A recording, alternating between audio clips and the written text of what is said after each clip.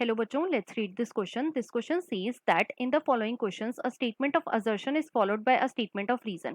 तो बेसिकली ये जो क्वेश्चन है ये assertion reason टाइप का क्वेश्चन है and we have to mark the correct choice as option 1 if both assertion and reason are true but reason is not a correct explanation of the assertion. Option 2 if assertion is true but reason is false. Option 3 if assertion is false but reason is true. And option 4 if both assertion and reason are true and reason is a correct explanation of the assertion.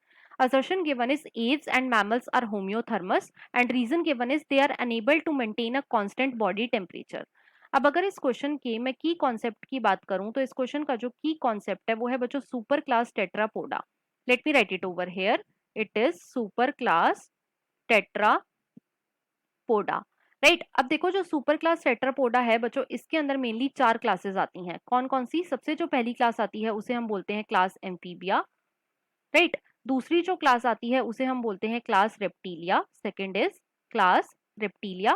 Third जो class आती है बच्चों उसे हम बोलते हैं class Aves, जिन्हें हम कॉमनली क्या बोलते हैं? जिन्हें हम कॉमनली बोलते हैं बर्ड्स. और फोर्थ जो क्लास आती है उसे हम बोलते हैं क्लास मेमेलिया.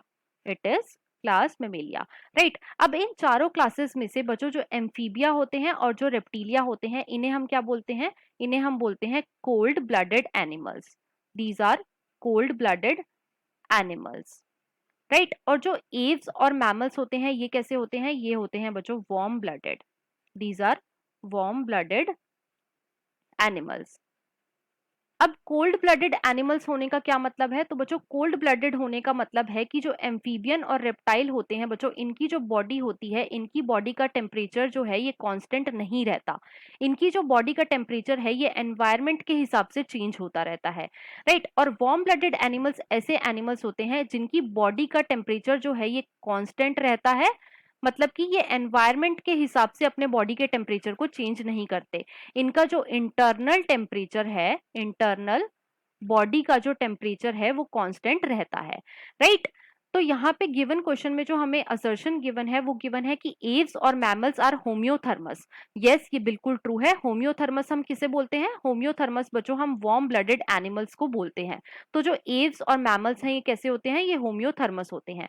रीजन में हमें गिवन है they are unable to maintain a constant body temperature. तो बच्चों ये फॉल्स हो गया. क्यों? क्योंकि जो एव्स और मैमल्स होते हैं ये अपने बॉडी टेम्परेचर को मेंटेन करके रखते हैं.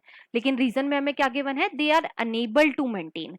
राइट. तो इसीलिए रीजन जो है ये फॉल्स है लेकिन असर्शन जो है ये बिल्कुल ट्रू है. अब क्वेश्चन में असर्शन ट्रू है और रीजन फॉल्स है तो इसके अकॉर्डिंग जो हमारा मोस्ट अप्रोप्रिएट ऑप्शन है वो है बच्चों option number 2. That is assertion is true but reason is false. So the final answer of this question is option number 2. I hope you understood it well. Best of luck.